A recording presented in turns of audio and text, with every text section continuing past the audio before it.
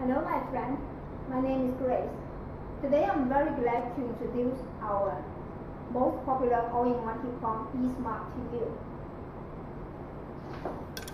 The standard heat pump E-Smart also have the hot water inlet-outlet connection to generate hot water for domestic hot water supply.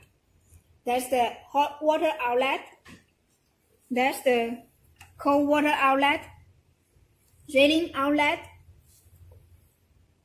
condensation outlet, magnesium rod. Besides this standard feature, we have the electronic alert. The advantage is you don't have to change the magnesium rod as often as the magnesium rod. Let's go to the other side of the heat pump.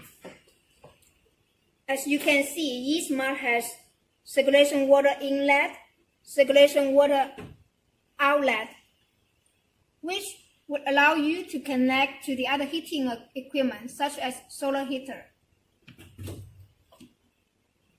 And for E-Smart, we also have two sensors. Upper water temperature sensor, lower water temperature sensor to detect the water temperature. It's a brief introduction for our heat pump. If you have any other question or query, please feel free to contact us by phone or by email. Thank you.